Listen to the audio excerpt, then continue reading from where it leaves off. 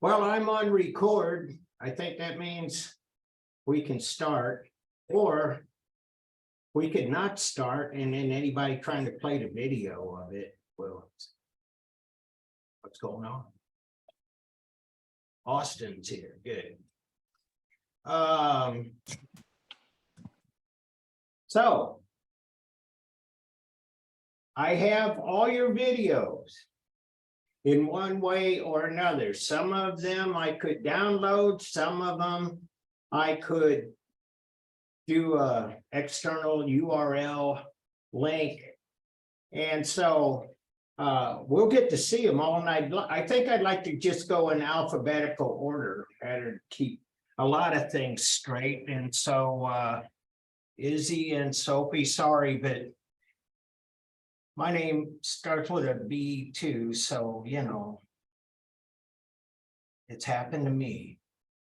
Anyway, but before we start, I want to show you this. This is the assignments page.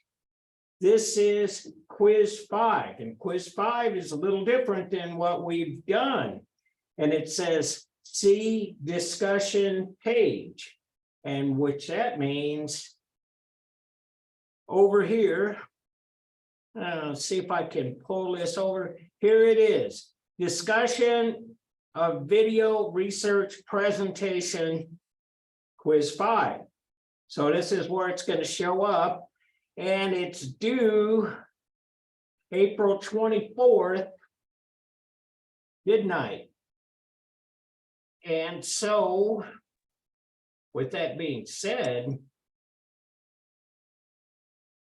let me show you what it is.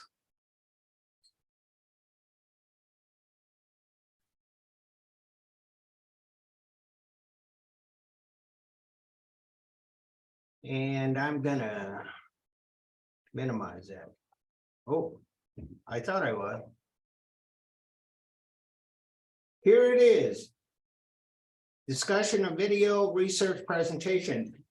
And so what you do in your post, critique one of the video presentations, not your own.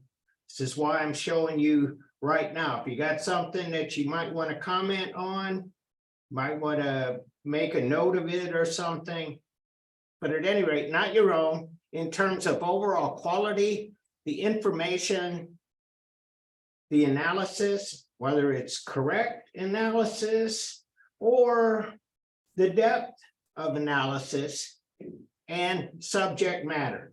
You know, basically how good is this presentation?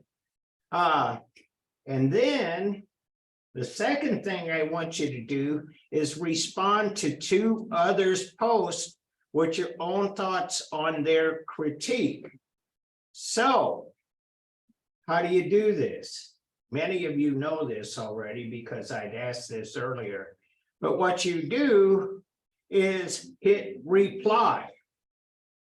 You're replying to my post here, and then critique one of the video presentations that you'll see, not your own, and post it.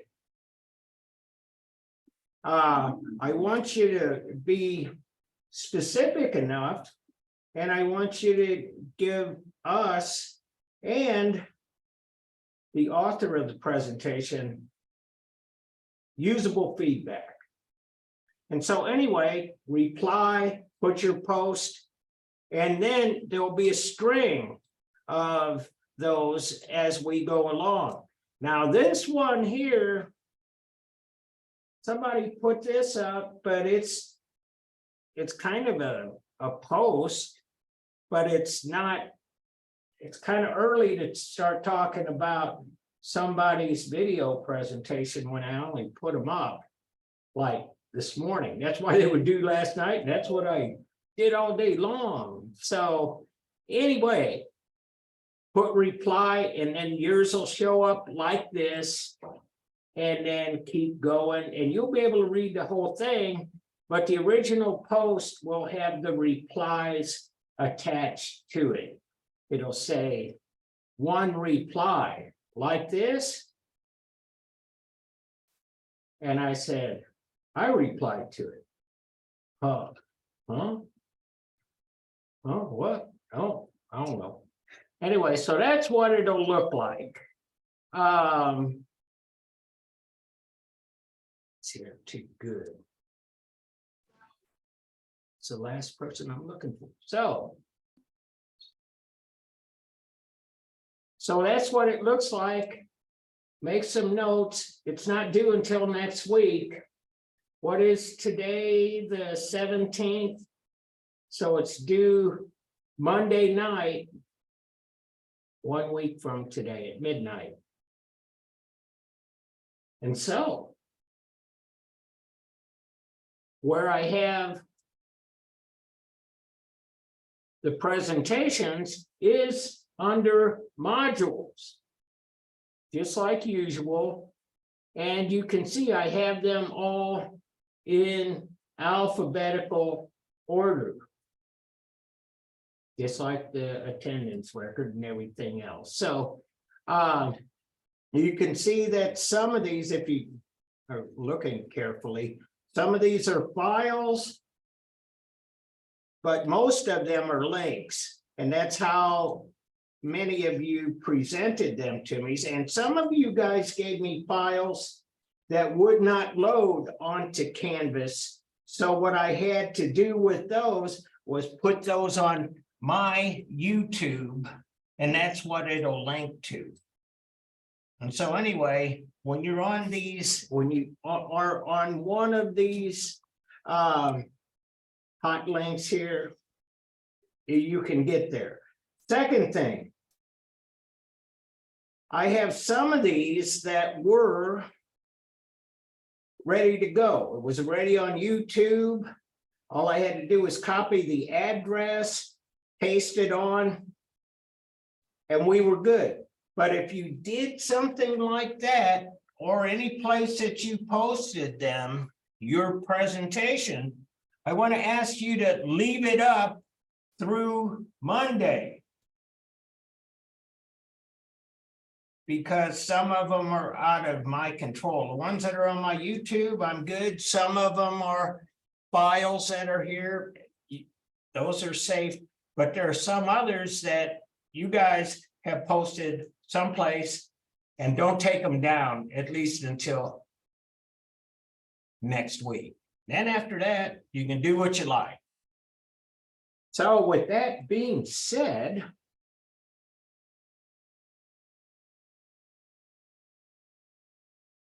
and here is the first one. Izzy Bender and come on. And whoa, now I gotta play with the volume. Let's see.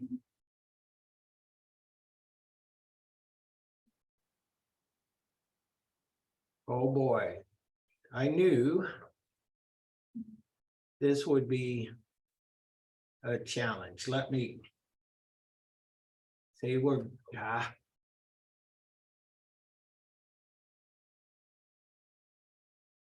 here we go. This is, it's there. And then the other place I got is here. So maybe we can get it now.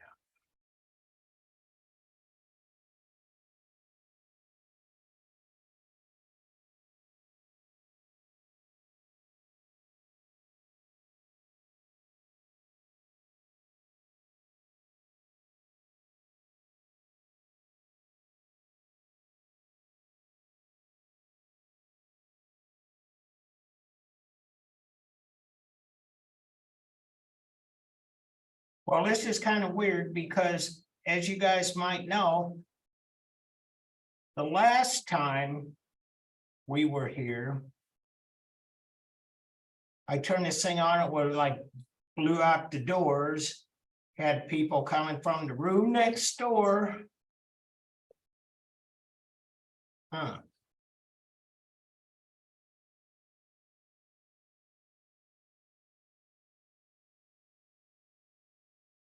So here's what I'm going to do.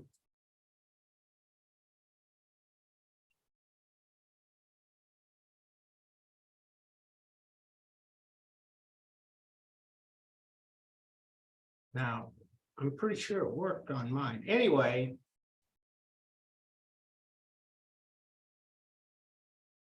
here's what we'll do.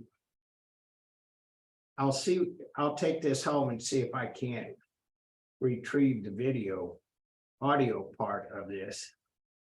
And so you'll see, I want to show you this too. This is a YouTube video. I put the file on YouTube and it says YouTube refused to connect. And if you want to watch this video, when you're writing your critique, you go up here.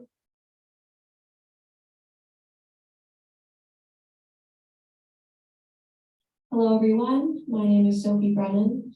My project today is on Ophelia by John Everett Millay.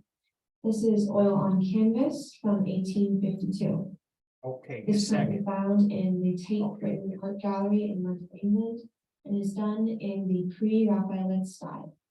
And although this piece wasn't done during the Renaissance era, it is done in that movement style. Ophelia is a piece based on the character Ophelia from Shakespeare's Hamlet. During Act 4, Scene 7, Hamlet's rejected lover, Ophelia, is overcome with emotion almost to the point of hysteria that causes her to fall into a nearby brook while picking flowers. In this scene, Ophelia actually accepts her fate and simply allows herself to drown. As in the prior scene to this, she has dealt with both being rejected from betrothal and having accidentally killed her father. Between the years 1851 and 1852, Millay created this piece and painted it in two separate locations. There was one location for the landscape and another for the figure. The figure was actually painted in Millay's studio in London, while the landscape was done at ADAH in Surrey, down by the Hogsmill River. In order to be able to create the drowning Ophelia, Millay needed a model for this piece. For this work, he had a young woman posing in a bathtub full of water. The pre-Raphaelite Brotherhood, which Millay was a part of, was known for their unusual tactics for painting, specifically, in this case, painting outside. Millay actually spent more time on the landscape rather than the figure, as the pre-Raphaelites believed that the landscape of a piece was just as important as the figure. In order to analyze the subject matter of this piece, you must have an intense attention to detail. There are many underlying messages within this work, as it is based on a character in a play. In this piece, a major component that holds significant meaning is the flowers. The character Ophelia is in this situation in the first place because of what occurred just prior to the scene of the play. As I mentioned earlier, Hamlet was supposed to marry Ophelia, however, he left her, and Ophelia's father died as she accidentally killed him. The flowers that Ophelia is picking just before her death represent two main themes. One, which is directly represented by the poppies in this work, is death, and the second is grief. All around her arms are the flowers that inevitably caused her death. However, the grief they also represent is what led her drowning. The weeping willow that is hanging over Ophelia's head, and that is taking up a majority of this work, represents the forsaken one. This tree crowds the work in an almost overwhelming way, as it symbolizes the all-consuming emotion that comes with a love that is not returned. The beauty that is represented in her youth and innocence is mirrored well by the beautiful landscape that surrounds her. Ophelia is a young woman during the time when her status is dictated by her husband. Not only did she lose someone that she loved just before this scene, but she also lost her chance to be a person of high status. Women as subjects during this time are often seen suffering or in death. This is a message about the status of women in our society under the patriarchy. In many pieces during this time, and all throughout history, the death of women is used as a way to control and objectify women. Ophelia was promised a life where she is considered somewhat of a human being due to her association with a man as powerful and respected as Hamlet. Once she has lost him as a potential husband and lost her father as well, who's another man of high status, she truly has no worth. Her death, as she accepts drowning in the water with her palms to the sky, represents her understanding that she has no worth as a person now, that she is no man to provide her this. What made me fall in love with this piece was the attention to detail in the landscape of the work, which is the most important and impressive parts of the piece. This painting was done with oil paints on canvas. When using oil paints, you are able to obtain bright and vibrant colors that are not as easy to obtain with other mediums. This kind of paint also dries slower as you layer more onto the canvas, which provides artists with the ability to have more time and opportunity to focus on details. Even the smallest details of a piece are able to be created with oil paints.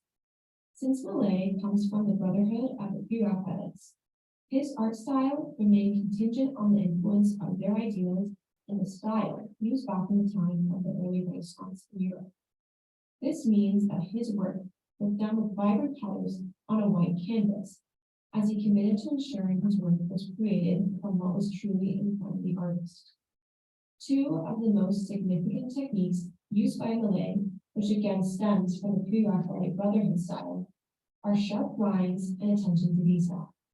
The landscape alone has enough detail to draw in any audience.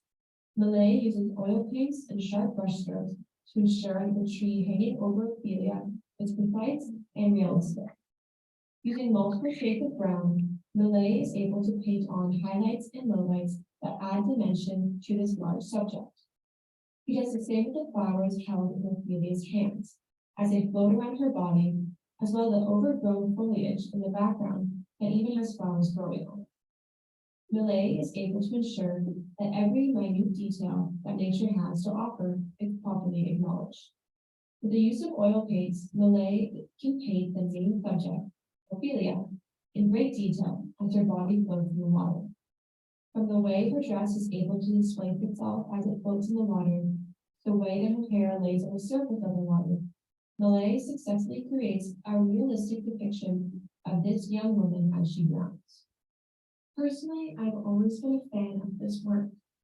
Although my preferences for art do lay more with surrealism, I've always had a soft spot for Renaissance pieces.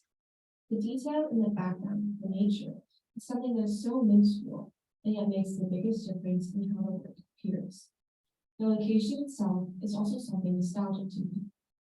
I grew up in a big city, but by my house, there was a big park with lots of trails and creeks. In one area particularly, there is a small ravine with lots of overgrown grass and fallen trees. This piece reminds me a lot of this place during the springtime. In addition to the nostalgia this work brings me, it also brings a feeling of serenity. Serene may not be the first word people associate with this painting when the story behind it is considered. However, if you truly take it all in, you will find yourself agreeing with it. The nature aspect brings a natural beauty that does not need to be acknowledged as beautiful to be beautiful. I also find serenity in Ophelia herself. Many pieces throughout history are dramatic and overwhelming with the portrayal of death. The subjects are always suffering, despite the fact that they may sort of crave this finale. Ophelia portrays death differently. The subject herself is lying in the water, their palms to the sky. She has flowers surrounding her as a memorial of her final attempts at comfort with her immense guilt and regret. It is also important to note that there are no man-made forms in this composition. Every component is completely natural, almost as though it is a symbol of how death returns humans back to Mother Earth. There are sharp contour lines as each piece of nature, as well as Ophelia's form, is differentiated from each other. The main color palette for this piece is all about earthy tones. As the landscape is an important subject of this piece, its color is vibrant and full of life, especially the flowers, which are symbolic of Ophelia's emotions and actions. In contrast, Ophelia's skin is pale, and although its color is not completely muted, her dress color is. As she loses her life, she loses her vibrancy compared to the lively nature surrounding her. Even in her final moments of life, she is able to experience the beauty of life that she could have appreciated had she not been through all the events that she had endured.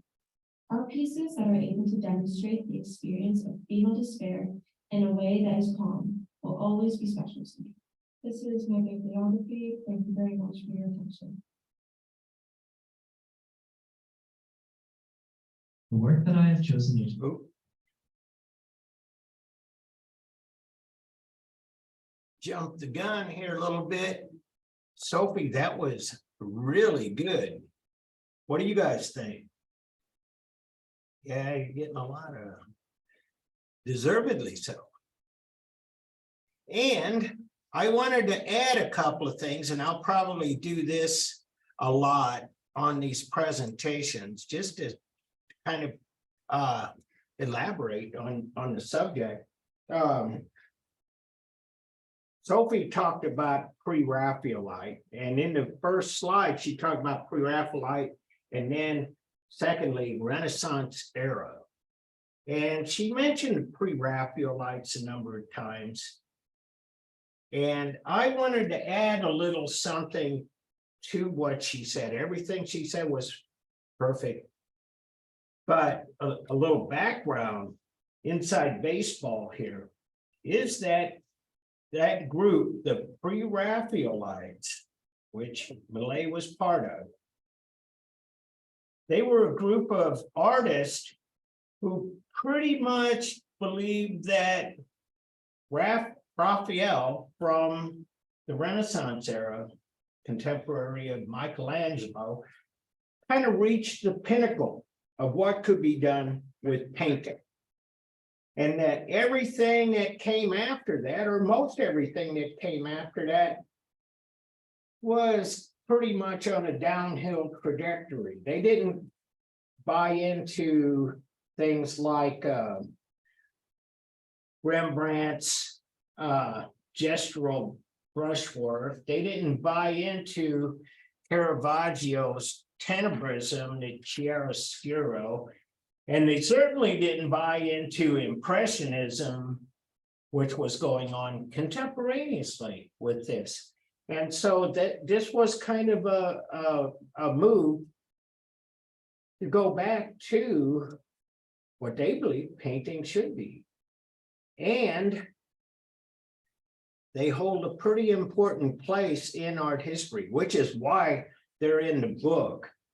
When I was your age, they didn't even put pre-Raphaelites in the textbooks because they thought it was too retro. And I explained to you one time, I don't know if you remember it, but the term modernism, this was done, the pre-Raphaelites worked in the modernist era.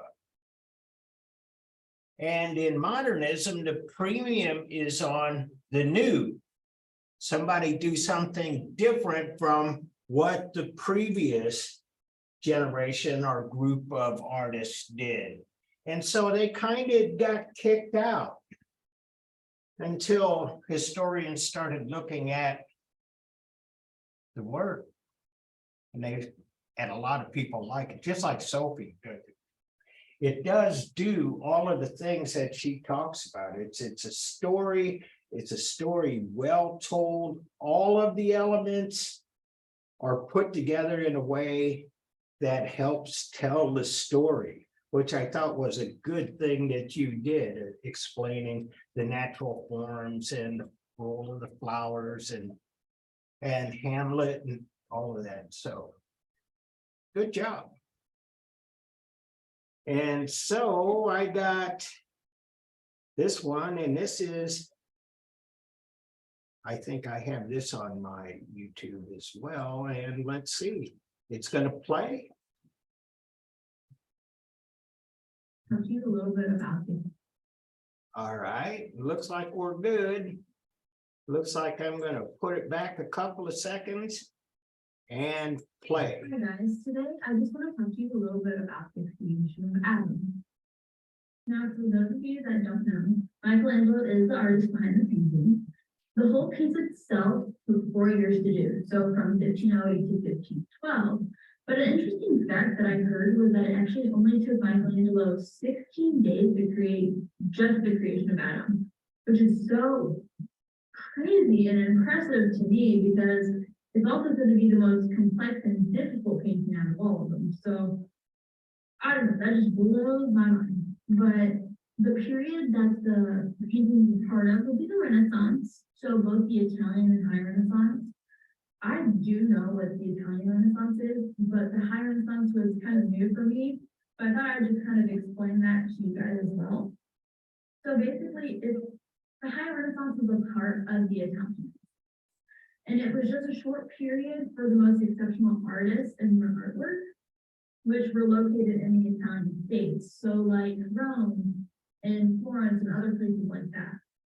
Now you can find the creation of Adam in the Sistine Chapel along with the rest of the piece, which would be located in the Vatican City. He actually also has other artworks there in the church as well, so you wouldn't just be seeing the creation of Adam. So I keep telling you guys that the creation of Adam is actually a part of a whole piece that's located on the Sistine Chapel ceiling. So I thought it was only fair that I kind of explain what I'm talking about. So really, it's a narrative that is divided into 3 sections. So the first of the 3 sections would be God creating the heaven and the earth. And that itself is 3 paintings. So that's God separating the land from water, God creating the sun, moon, and planets, and God separating light from darkness. That's when we move on to the creation of Adam and Eve and the expulsion from the Garden of Eden. The last section of the 3 would be about Noah and then Noah and the Great Flood. It also has 2 other panels that are a part of it, but they aren't as significant to the whole piece itself. But if you're wanting to know what those other 2 panels were, that would be the drunkenness of Noah and the sacrifice of Noah. Now I just want to go over the analysis of content. First, we'll go over subject matter. I think that the creation of Adam was created to show like how God created the first human life. It gives people a visualization of what that could look like, because I know that many people have different interpretations of how God created the first man. And so I think that just gives people a glimpse of how other people see it. But also, the painting also shows like God giving knowledge to Adam due to like the fingers barely touching, and I think like him transporting that information into him. Also, like another dead giveaway to me would be the shape around God, which is why I put that picture down below, because you can tell that it looks like a brain. So I feel like that's just a dead giveaway that he's giving him knowledge. Like that's what Michelangelo was trying to achieve in this painting and just show them. Next, I'll talk about narrative, which we've already kind of talked about. Basically, us saying that the whole piece on the ceiling is representing the book of Genesis. But the creation of Adam itself is supposed to represent the verse in Genesis, which is chapter 1, verse 27. So God created man in his own image. In the image of God, he created them. Male and female, he created them. Which I know that verse sounds like a whole bunch of gibberish, but basically it is just saying that God created man in his own image, which we can see. The cultural context of the painting, basically the creation of Adam is a religious moment, one of the most famous religious moments in the teachings of Christianity, which remains strong in Italy. The painting captures the scene of God breathing life into Adam, who is the first man, and then also God breathing life into Eve later on, who is also the first woman, and then that's the start of humanity as we know it. Lastly, I just want to go over my own personal reactions and interpretations of the painting. First, relevance. I picked it because I do have a Christian background. I've heard stories from the book of Genesis and the creation of Adam and Eve so many times, and every time I hear and read about it, it always fascinates me. It never fails to fascinate me. And I feel like because of that, like because I'm so familiar with it and it's something that I know, it's why I picked it and that's why it's relevant to me. The emotional impact that the painting has on me, however, like it didn't make me feel a certain kind of happy or sad. It just made me more curious than anything. mainly curious as to why Michelangelo decided to paint it that specific way. Like why he chose that specific style and formation when he could have interpreted it in any kind of way. But also, like I'm very fascinated and interested with the theories behind the painting. So I actually have a picture of the woman and the child that God is touching in the painting, and people believe that that's actually the Virgin Mary and baby Jesus, which to me makes sense because God's touching Adam, who was a significant part of the Bible.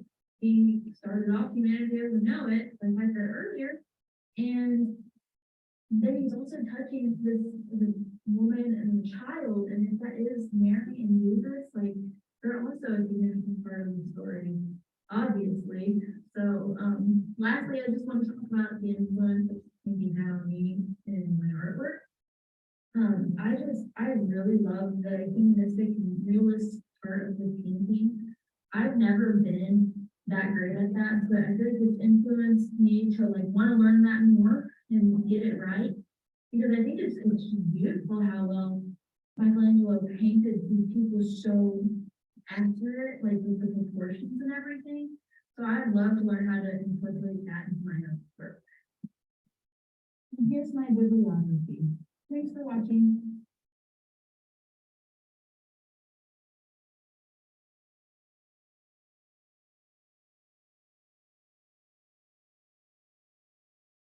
What do you think? Another good one? Yes. Grace, it was very good. I gotta figure out, there we go. I gotta pull this down, I think, because it's in the way of some of the other things I want to do here.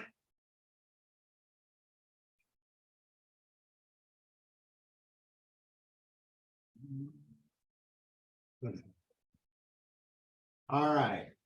So I had just a couple of things to add to what Grace had there. Any questions for Grace? No questions? Well, I just wanted to have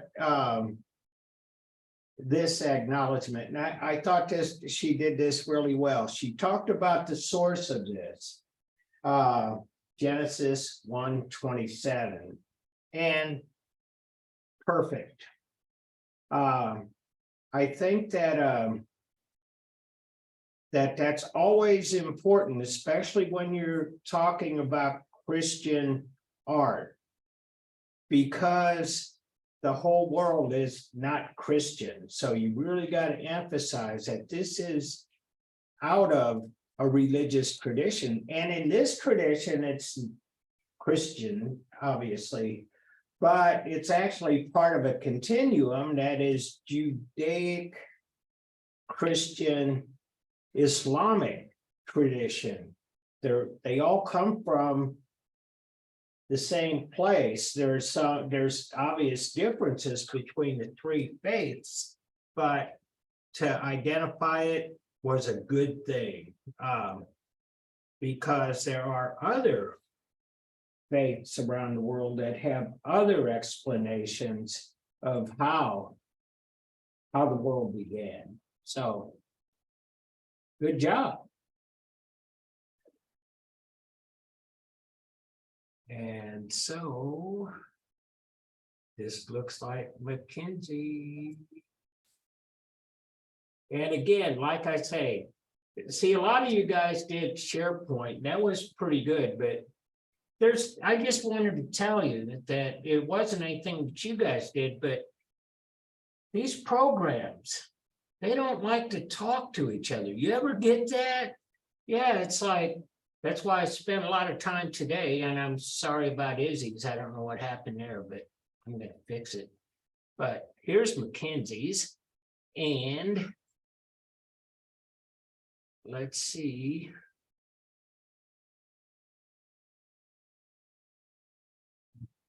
Michelangelo Buonarroti/Judgment. Michelangelo Buonarroti's Last Judgment painting is a fresco painting created between 1546 and 1541. Michelangelo was a skilled artist who started his career as an apprentice, but failed to complete his training as he already knew all there was to the career. Buonarroti firmly believed that the art he created originated from his mind, but believed he was not the creator of these ideas. Michelangelo instead thought that the ideas he and other artists used came from the natural world. Michelangelo was commissioned to create the masterpiece Last Judgment by Paul III for the Sistine Chapel. The chapel is located in Vatican City, Rome, Italy. The piece was created during the High Renaissance period. This is a period of time when artists were influenced by classical art. The art during this period was focused on small details that would support the entire piece, just as Buonarroti created the Last Judgment. And pictured here is a self-portrait of Michelangelo Buonarroti. Michelangelo's Last Judgment painting shows the teachings of Christianity within the illustration. The image shows Christ as a muscular, mighty giant judging the world's people. Christ is shown with his arm raised in a way that suggests power, showing that he will destroy all creation. The painting shows figures that are falling to the ground and figures that are floating up to the skies. The people on the ground are going to hell, and the figures floating up are saved and going to heaven. Noteworthy is how the three central figures of the painting make a triangular, stable form, grabbing our attention. These of two prominent figures are Jesus Christ and Saint Bartholomew. Saint Bartholomew is shown seated at the right, holding a scalpel in his right hand and flayed skin in his left. As the Compostine stated in the art of Michelangelo's Last Judgment fresco, Saint Bartholomew and the Golden Ratio. The Compostine says that the saint is an important Christian symbol, but could also represent Michelangelo and his effort and sacrifice to create a perfect painting. According to Stephen Stowell, Michelangelo groups figures to create some sense of compositional structure, but he still fully investigates the emotional personality of each individual, as Stowell states in the art of Last Judgment. Taking a close look at each, viewers can see their unique emotions. The painting was clearly created to show the fate that awaits the world's sinners in a frightful yet hopeful way. The picture shows hope with the possibility of being saved and going to heaven. Considering how the artwork shows the belief in final judgment and afterlife, it is clear that this culture is created that believes in a God that punishes for sins and praises for good deeds upon death. The culture likely fears their God because they do not want to let him down and be punished. The Last Judgment work must be used to scare viewers in following God's rules to avoid punishment. Noteworthy is also the fact that the fresco was painted on the walls of the church, indicating that the church must teach the content of God.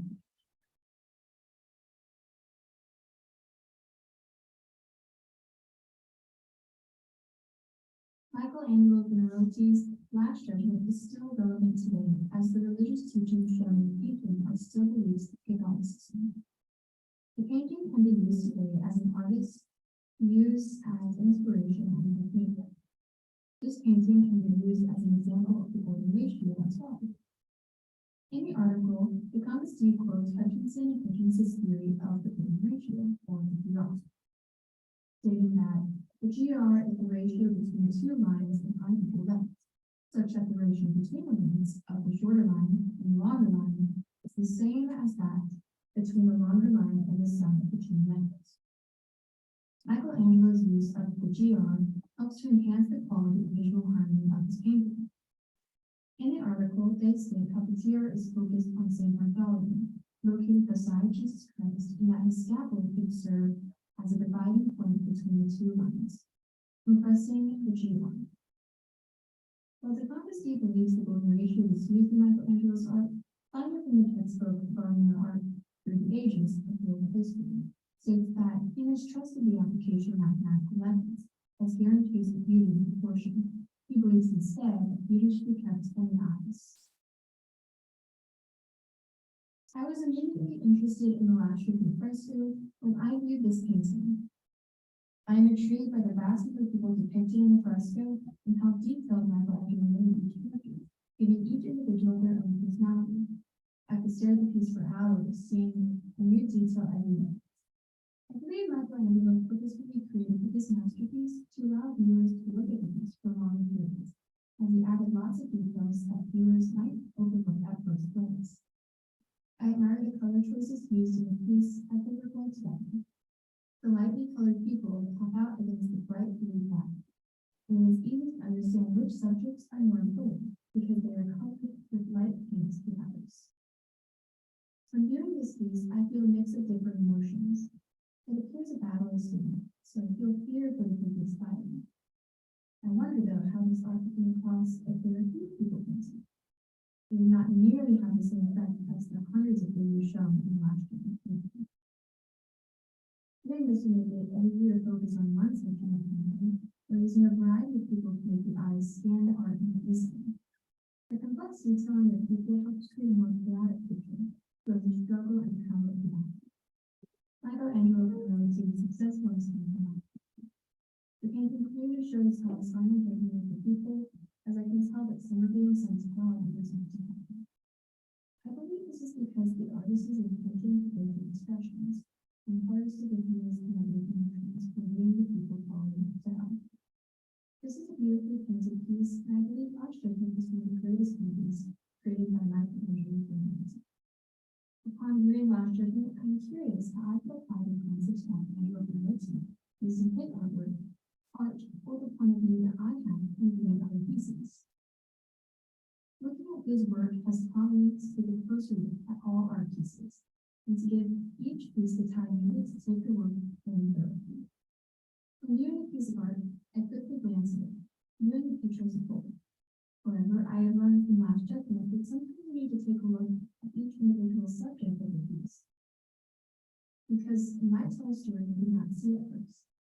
When I first viewed The Last Judgment, I thought to myself, I have a lot of detail, but after looking at it for a longer period of time and researching about it, I learned the bigger story of the piece. My point is to not only essential to view the entire picture, but it's also beneficial to focus on each detail, understand better what the art is describing. This has taught me to focus on real details in my work as well, to create an even better picture.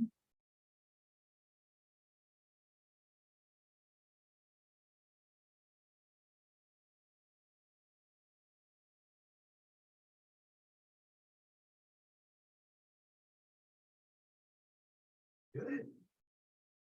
Any questions for Mackenzie?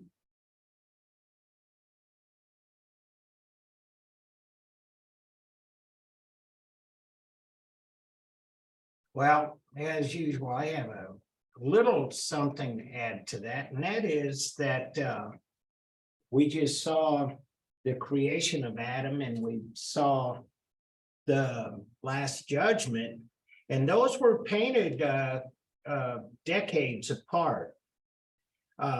Mackenzie, I forgot. When did you say that started? 1540 something? Yeah, I think it was around then. Yeah.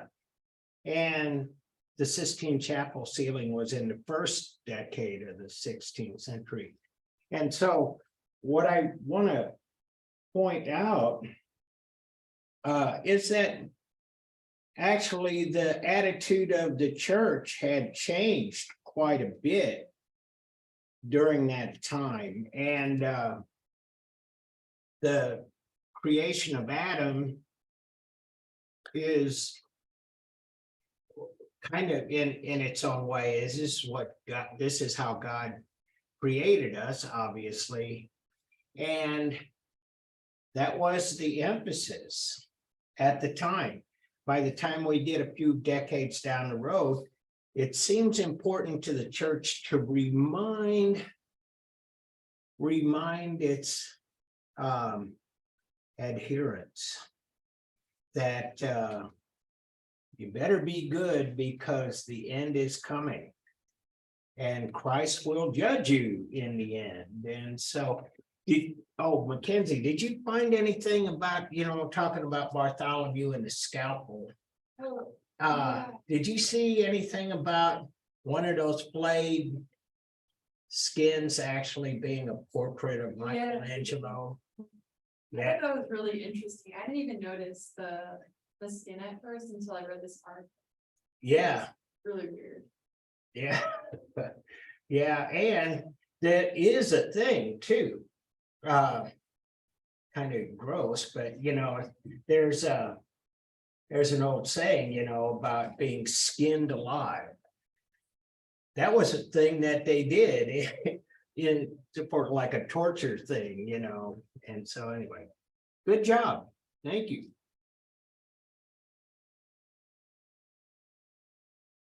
My name is Rita Hackman, and I chose Okay. to present on the Last Supper. The Last Supper You gotta was created get by up, Leonardo da volume. Vinci in the time between 1495 and 1498 during the Italian High Renaissance era. It is important to note that this time period was a time of classic art deeply rooted in historical and mysterious stories. It was a time where artists created their art pieces with historical meaning to evoke emotion and be able to share their knowledge through a specific story like the Last Supper. Not only did artists bring historical scenes or stories to life, but they also presented architectural and science matters in their art, which was something never before seen. During the Italian High Renaissance era, art transformed tremendously as the artists learned new ways of creating. Leonardo da Vinci impacted this transformation of the study of art and influencing future artists. The Last Supper was created for the Dominican convent of Santa Maria del Grazie, and today it remains in its original face. Leonardo da Vinci's The Last Supper is a religious piece of art originally made to be placed inside of a religious convent. The historical background behind The Last Supper is taken from the Bible. For Christians, this is one of the most important and significant scenes in the Bible, and it is centered around one of the most important and celebrated holidays, the death of Jesus Christ and his rising on Easter. Da Vinci's painting depicts Jesus' final hours on earth. This specific art piece of Leonardo da Vinci commemorates Jesus' last meal before being put to death on the cross. In the painting, Jesus' 12 disciples are present with him to share in the meal. This was the final meal before Judas would betray Jesus. It is important to note that the Christians remember the last words that Jesus said to his disciples. Leonardo da Vinci paints the perfect picture to capture them then and forever commemorate what was going on around Jesus as he broke the bread and said his famous words. Take and eat, for this is my body. Before sharing it with his disciples, after he shared the bread, Jesus presented the chalice of wine and said, take and drink, for this is my blood, while he passed the chalice around to his disciples. This piece of artwork is so symbolic to the Catholic faith as it represents the holy sacrament of the Eucharist. With the experimental technique that Leonardo da Vinci used, using the tempera and oil paint on the plaster wall surface, came the many challenges that arose over time. After the painting sat for many years, however, and still during Leonardo da Vinci's own lifetime, the painting started to fade and ultimately led to major deterioration of the stone wall that featured his original The Last Supper painting. There were many attempts to restore the painting to the original texture and colors, but ultimately a bomb fell on the church, but the wall was protected with the iron framework around it. With modern technology, there are now photographs of the original piece of art on the stone so that anyone can see it today. This specific work of art speaks to me as I grew up in a Christian community and Catholic schools. This painting and similar religious works of art are presented in many churches, schools, and public buildings around my hometown.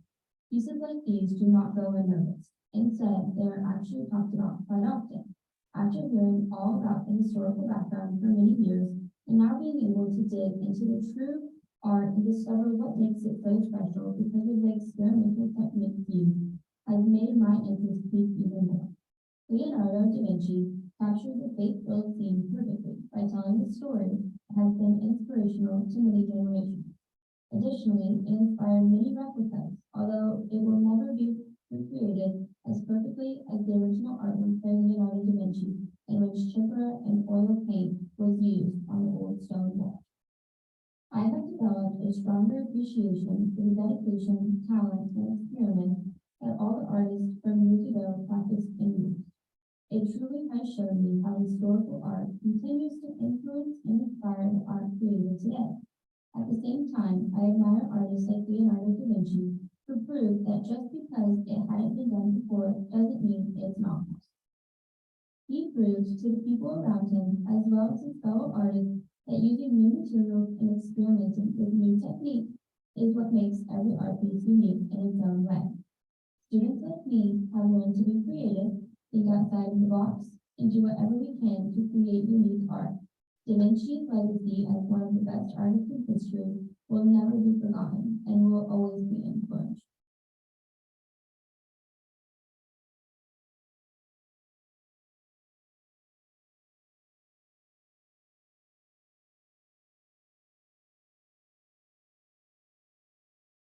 So, what'd you think? Good, good.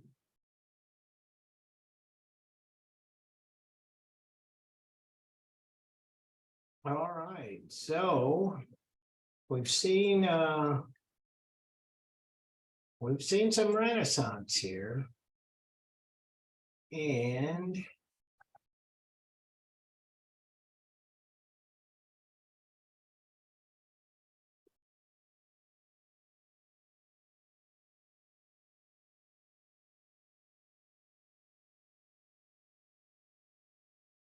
we got two Last Suppers back to back. Hi, so I did the Last Supper by Leonardo da Vinci. So just a little bit about Leonardo da Vinci. He was born April 15, 1452, and died May 2nd, 1580. And he was a Renaissance painter, architect, sculptor, inventor, and military engineer / draftsman. And two of his most recognizable paintings are The Last Supper and The Mona Lisa. So The Last Supper is done by oil and tempera on plaster. And the period was created in the Renaissance period. And this period was associated with the transition of abstract forms to more representative forms. And this period was a time of rebirth for cultural and societal faculties as well as naturalism. And another defining factor for this period is the mastery / discovery of one point perspective.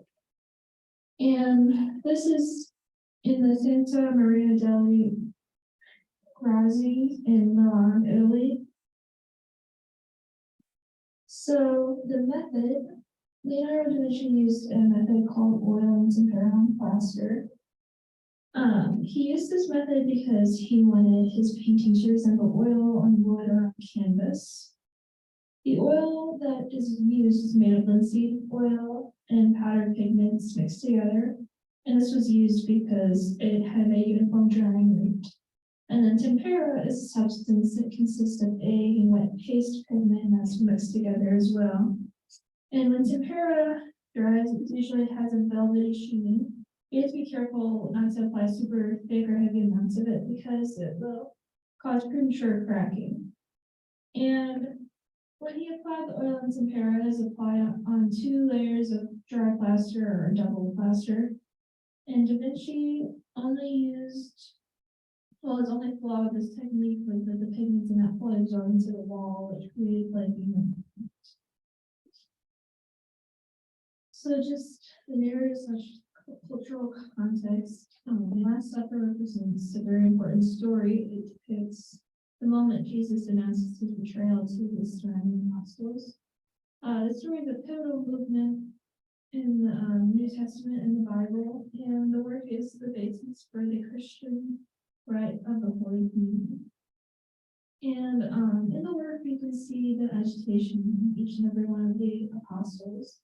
And Da Vinci shows great importance of detail in the apostles' body language, posture, and facial expressions to further enhance the painting's ability to portray how each of these individuals is feeling.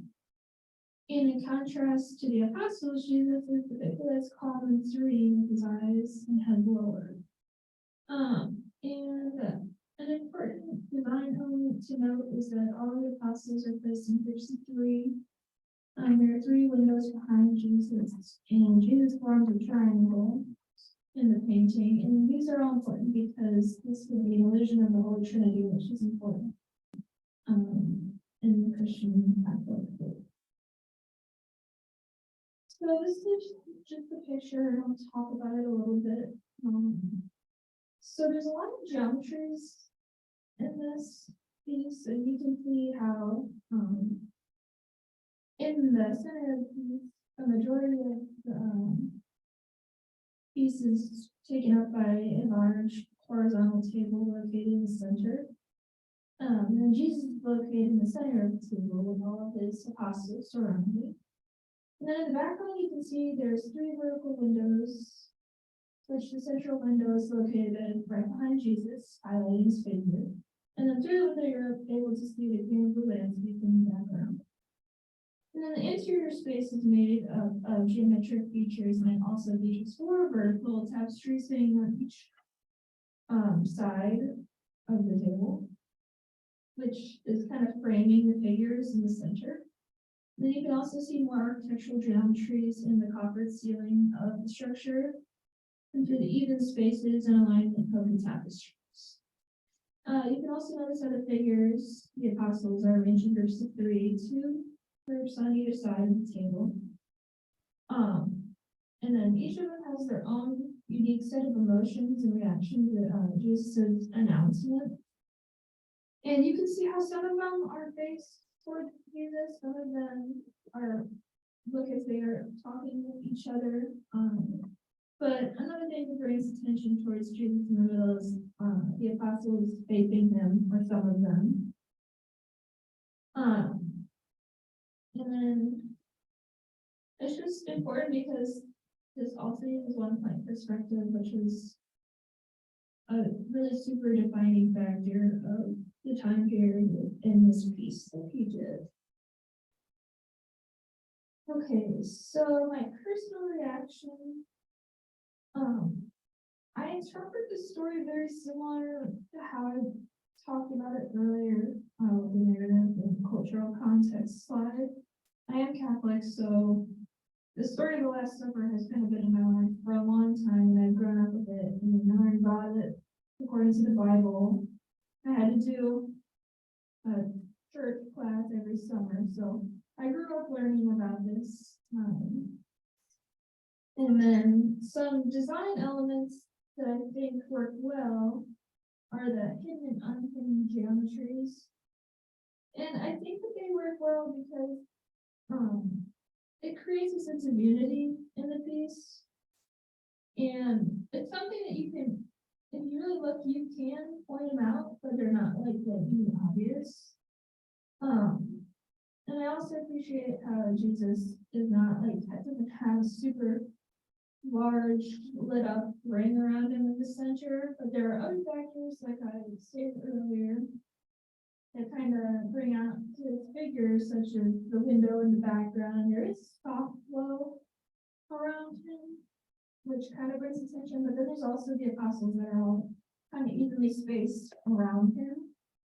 And also he's centered on the table in the piece, so I appreciate how they kind of highlight him, but not in a super obvious way. And it just makes it easy for you to figure out who the figure of importance is without taking away from the story and the emotions of all the other aspects of the piece. It doesn't take away from all the different facial expressions and emotions that the apostles are feeling, but it still highlights the importance of Jesus being the central figure in the painting. But I think that they do that really well, or he did that really well. He highlighted the person of importance in a very subtle way, which I think is very, I feel like it might be harder than we think, but I do think he did it just in such a great way. And then my bibliography, and that's it. Thank you.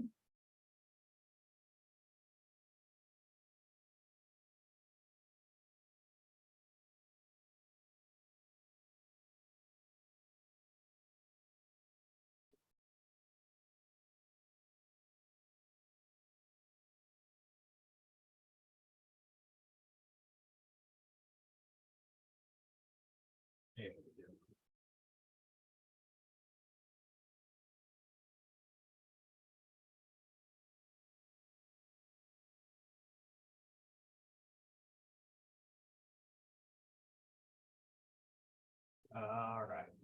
Did I access it out?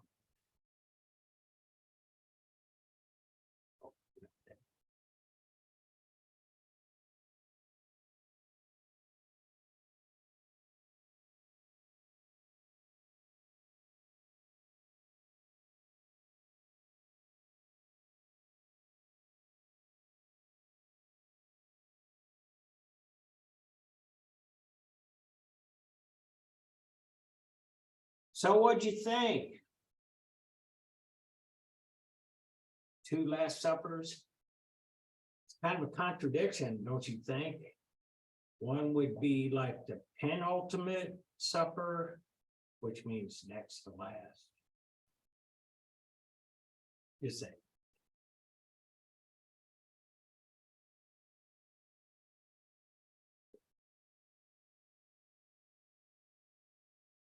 And so I'm sorry about this little bit of a delay, but I think we can get one more in. And that would be that.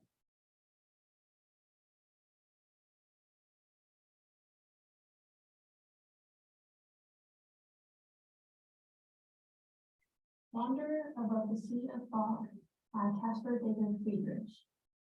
Created in 1818 in Germany, the style is Romanticism. Was made in the 19th century during the Romanticism movement. Wanderer Above the Sea of Fog is currently kept in Kunsthalle Hamburg Museum in Hamburg, Germany. Wanderer Above the Sea of Fog is a famous oil painting created by German romantic artist Caspar David Friedrich in 1818. The painting depicts a lone figure standing on a rocky outcrop, looking out into a vast, misty landscape of mountains and valleys below, shrouded in fog. The figure is shown from behind, with his back turned towards the viewer, wearing a dark coat and a top hat, gazing into the distance with his arm crossed. The overall mood of the painting is one of contemplation, solitude, and the sublime power of nature. The Wanderer Above the Sea of Fog is an example of Friedrich's allegorical landscapes, in which a lonely figure would be silhouetted against a more sublime and dramatic landscape, a technique referred to as roofing figure. The painting does not have a specific narrative in the traditional sense, but it invites viewers to interpret and imagine their own story. The lone figure standing on the precipice could be seen as a symbol of human exploration, curiosity, and introspection. The landscape's vastness and the fog's obscurity evoke a sense of mystery and wonder, suggesting that the figure is contemplating the unknown in the external world and within himself. The figure's crossed arms and elevated positions also convey a sense of confidence and self-assurance, as if the wanderer is taking charge of his destiny and facing the challenges of the unknown with determination. Wanderer Above the Sea of Fog was created during the Romantic era.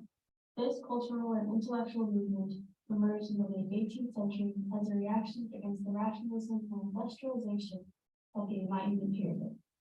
Romanticism emphasized emotion, individualism, and the awe-inspiring power of nature, often portraying nature as a blind force that could evoke deep emotions and contemplation in the human soul.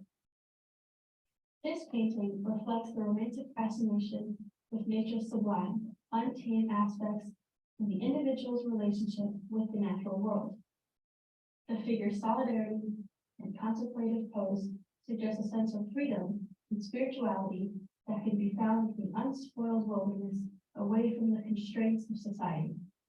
This painting also explores the human desire for exploration and adventure, as the wanderer bravely stands on the edge of unknown, facing the challenges of the natural world with awe and reverence.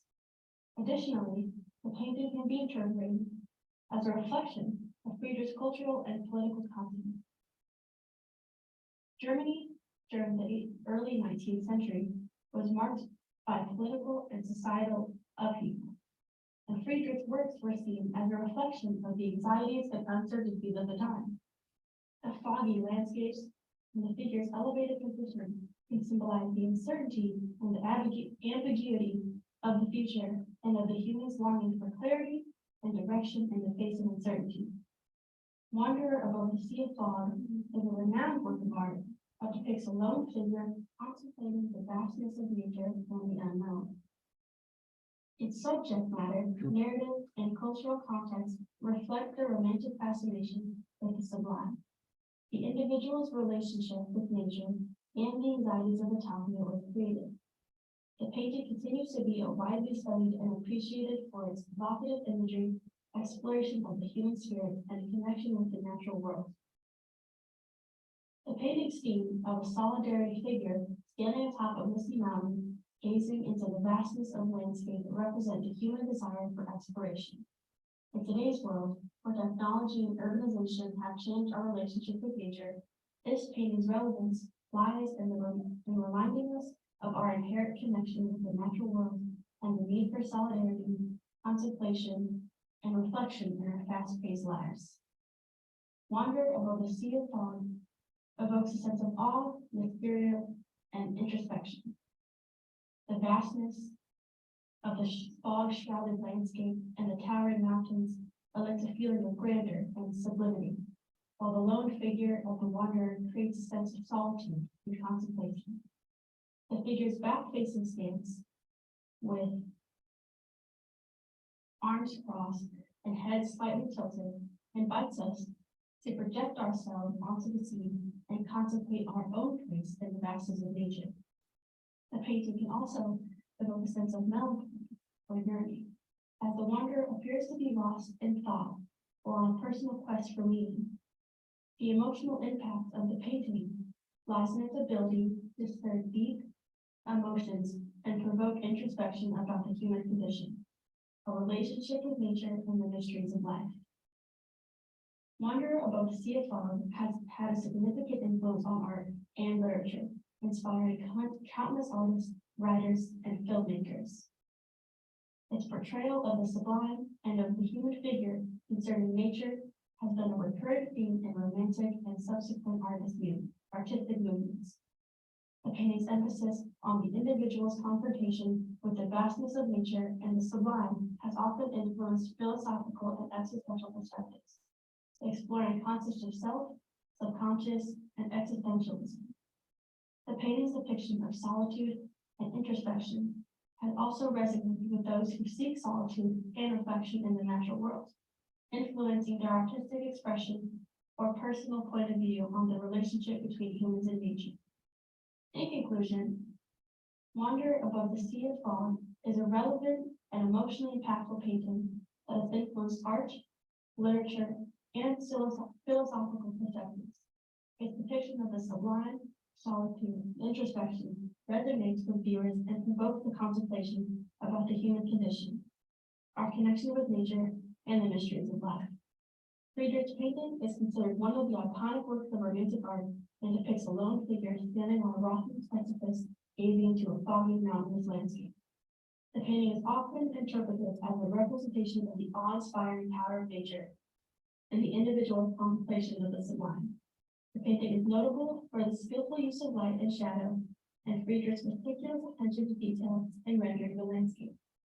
The composition, with the figure of the wanderer positioned prominently in the foreground, draws the viewer's attention to the landscape's vastness and humanity's moment. Today, Wanderer Above the Sea of Fog is considered a masterpiece of romantic art and is widely recognized as an iconic image in Western art history. It is highly esteemed for its poetic and philosophical qualities and technical elements. Art enthusiasts can view this renowned painting at the Kunsthalle Hamburg Museum in Hamburg, Germany, where it currently comes. Thank you.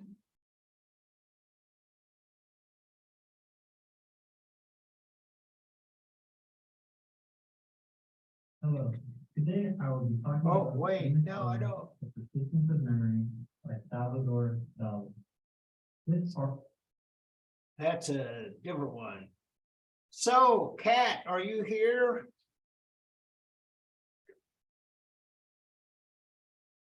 Yeah, Okay, good. I thought you did a good job on that. Any questions from anybody? So did you paint that one with the acrylics that was going real fast? No, I just found a video online because I didn't know what else to put in there. It was pretty cool. And I wanted to say that a lot of your points were well taken. And I would add this, that you showed some really good examples of the influence of this painting and how it had been copied and used and sort of for different purposes. But when I was talking to you guys about abstract expressionism, there was a guy I talked about named Mark Rothko.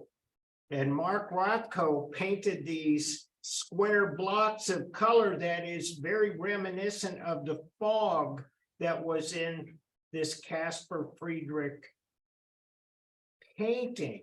And there's a number of them, and there's a lot of discussion in art history, as you very well spoke about.